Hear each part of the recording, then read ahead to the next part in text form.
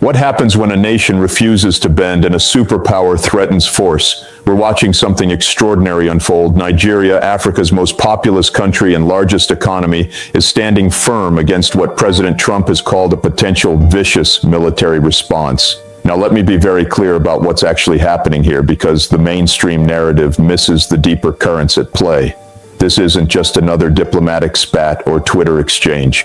We're witnessing a fundamental shift in how middle powers are responding to American pressure in the post-unipolar world. Nigeria controls critical resources, oil, natural gas, rare earth minerals, that both Washington and Beijing desperately want to secure. But more importantly, Nigeria represents something larger: the African continent's growing refusal to accept the old rules of engagement.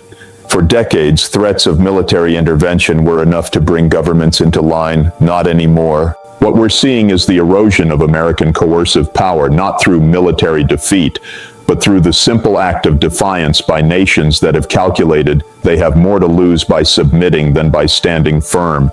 The question isn't whether Trump will follow through. It's what this moment reveals about the architecture of power in our changing world, and whether we're heading toward dialogue or devastation. Let me take you back to understand how we arrived at this dangerous precipice, because nothing in geopolitics happens in isolation. Nigeria's current standoff with Washington didn't begin with a single tweet or policy decision.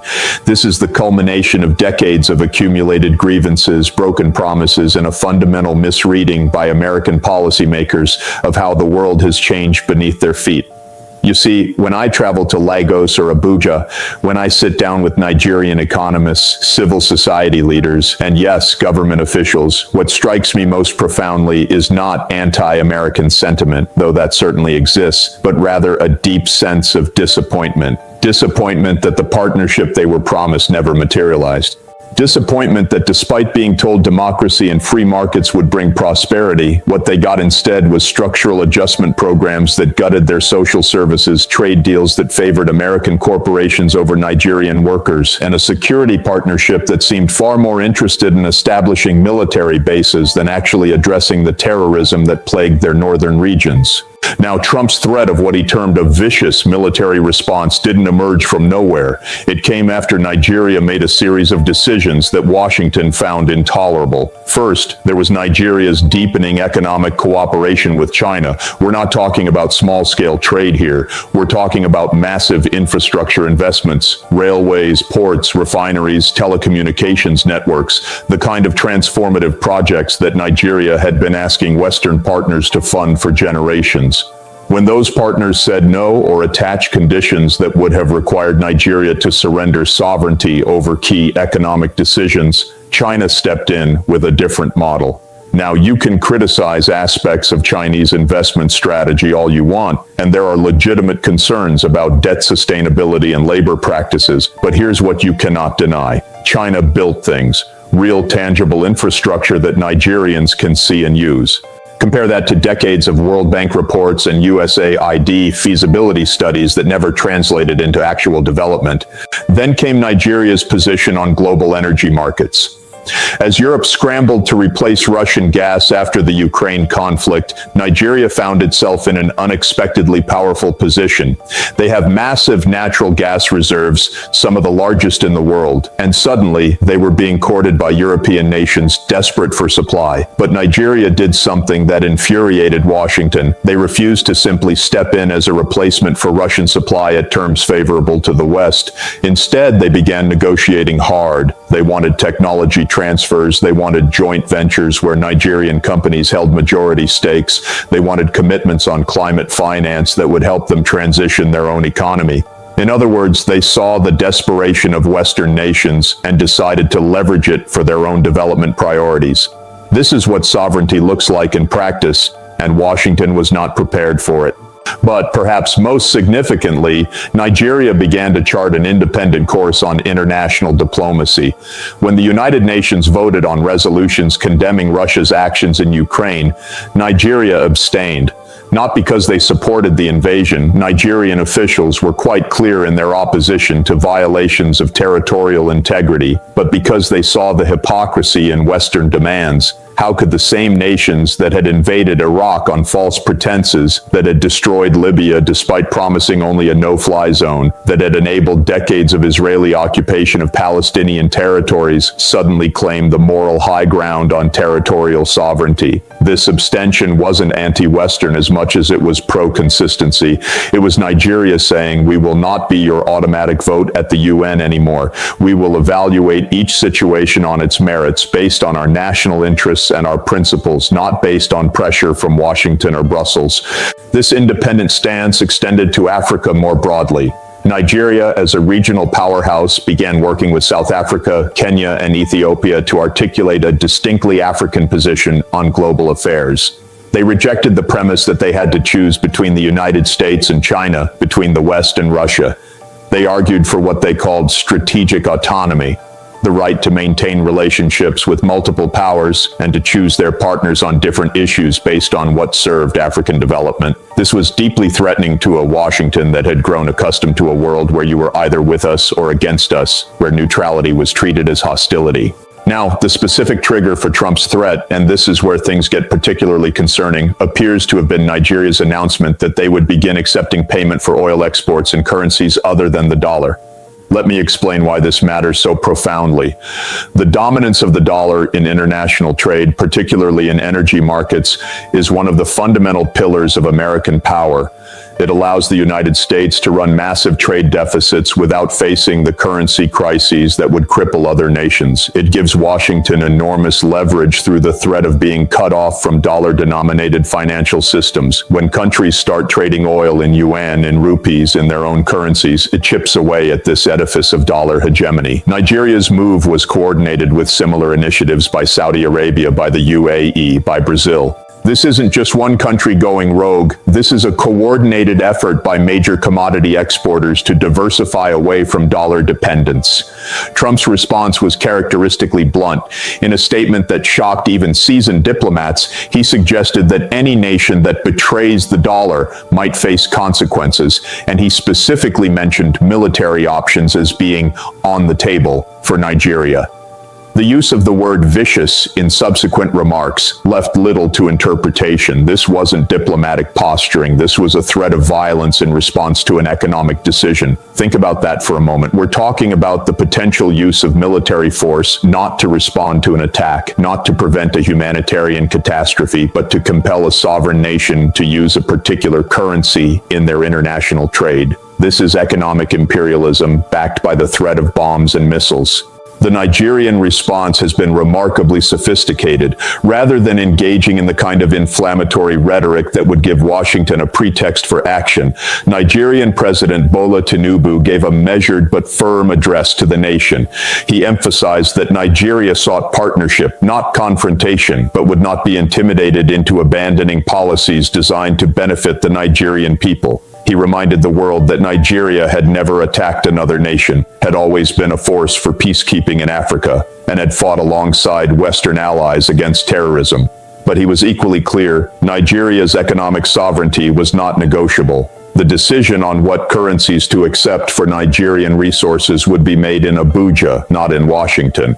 Behind the scenes, Nigeria has been working furiously on multiple diplomatic fronts. They've reached out to the African Union to invoke collective security provisions. They've been in communication with BRICS nations, Brazil, Russia, India, China, and South Africa, all of whom have their own reasons to oppose American unilateralism. They've engaged with European nations, many of whom are deeply uncomfortable with Trump's aggressive posture, even as they remain dependent on American security guarantees. Nigeria is essentially trying to build a coalition that would make American military action diplomatically and economically untenable. They're betting that in a multipolar world, even American power has limits. But let's be honest about the risks here. Nigeria is not a military match for the United States, and everyone knows it.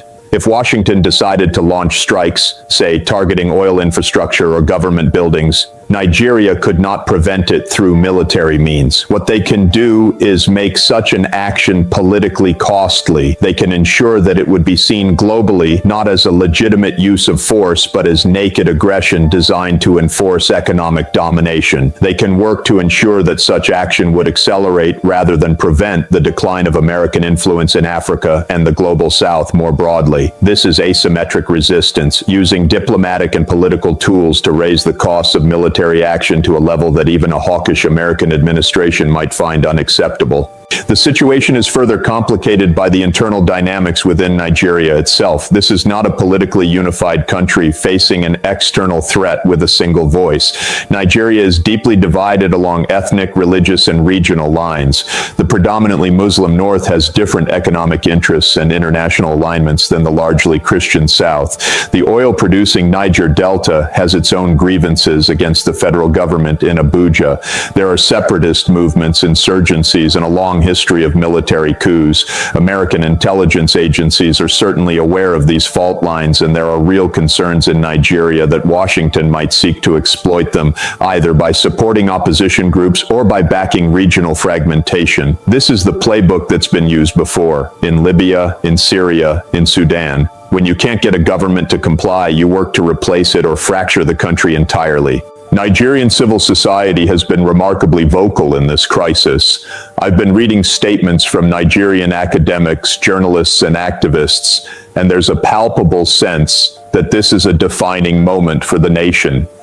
Many are framing it in explicitly post-colonial terms, arguing that what's happening now is fundamentally similar to the pressures faced by Patrice Lumumba in Congo, by Thomas Sankara in Burkina Faso, by any African leader who dared to prioritize African interests over those of former colonial powers and their American successor. There's a recognition that standing up to Washington is dangerous, that it has often ended badly for those who tried, but also a sense that constantly acquiescing has led to decades of underdevelopment and dependency.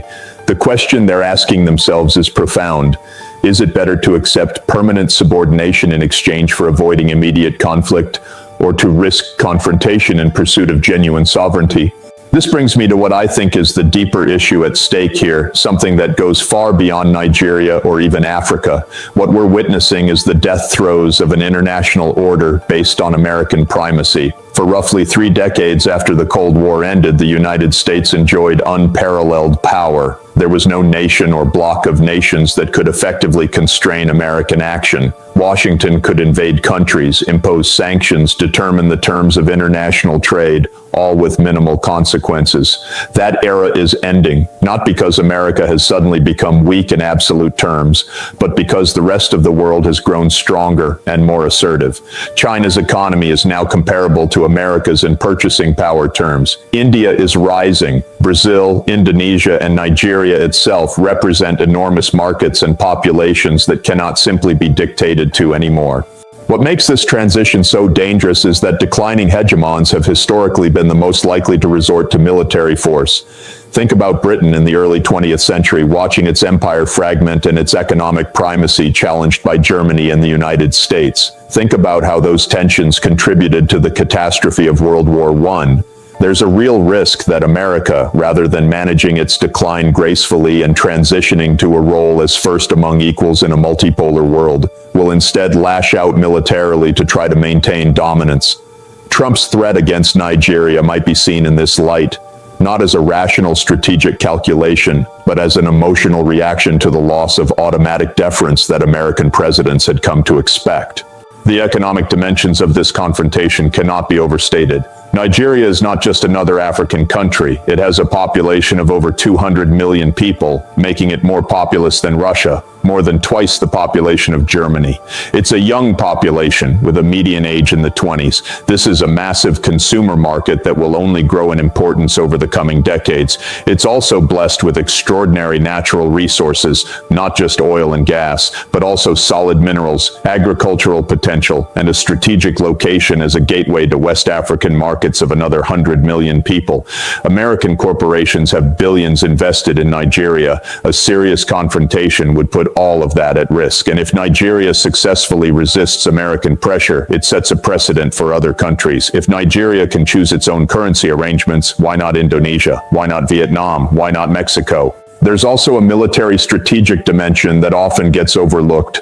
The United States has been working for years to establish a more permanent military presence in West Africa, ostensibly to counter terrorism and to compete with growing Chinese and Russian influence. Nigeria has been resistant to hosting American bases on its territory, allowing only limited security cooperation.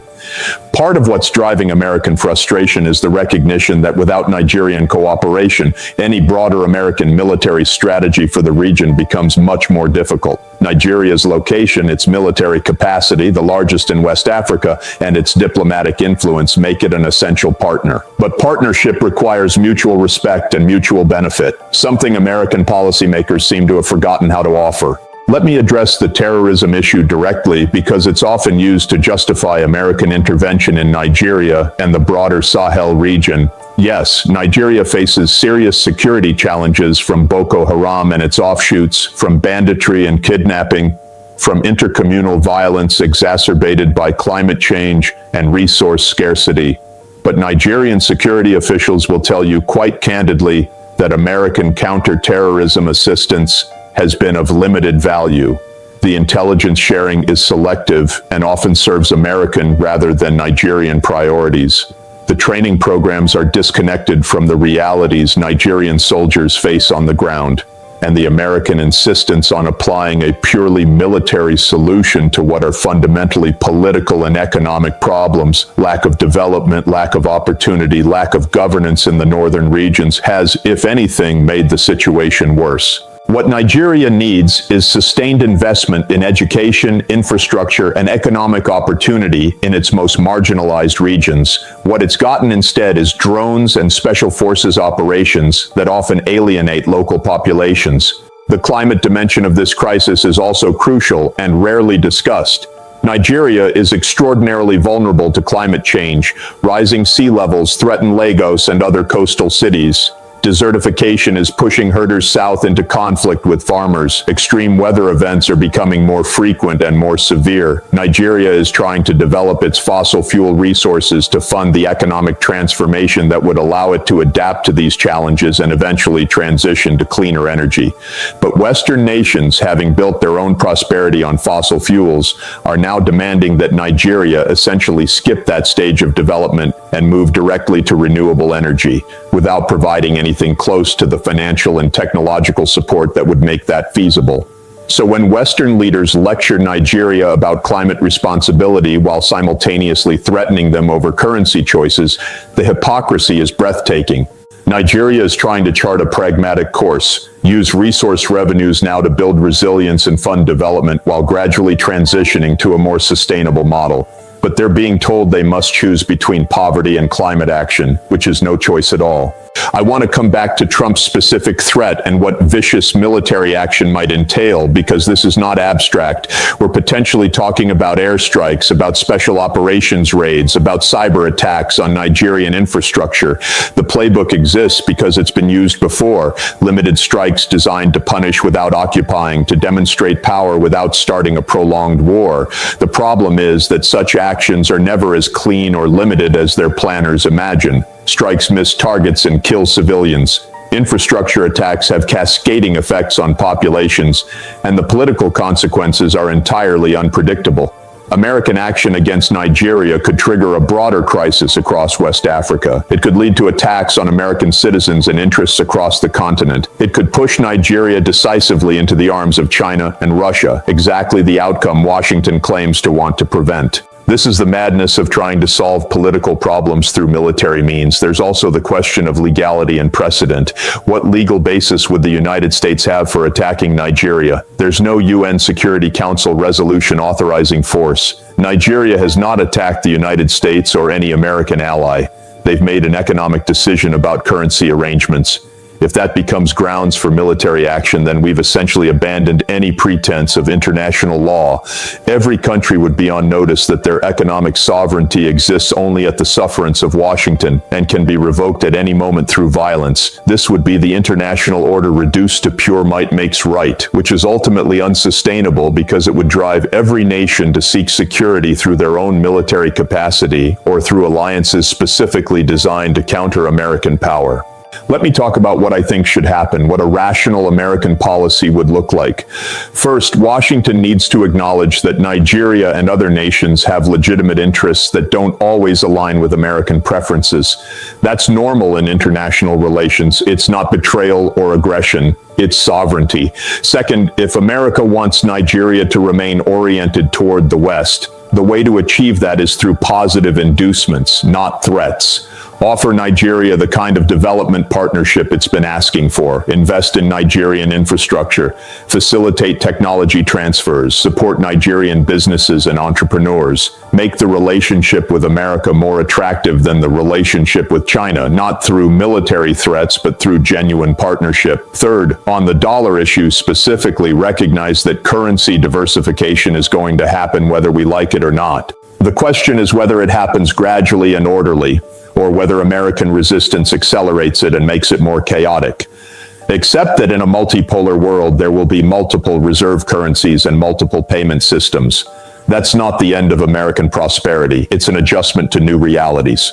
But I'm not optimistic that this rational approach will prevail. The reason is that American foreign policy is driven not primarily by strategic calculation, but by domestic politics and by powerful interest groups. There are defense contractors who profit from militarized foreign policy. There are financial institutions that benefit from dollar dominance. There are politicians who build their careers on projecting American toughness. All of these groups have a vested interest in confrontation rather than accommodation, and there's a broader cultural issue, a deep reluctance to accept that American power has limits, that other nations have valid perspectives, that the world cannot and will not be organized solely around American preferences.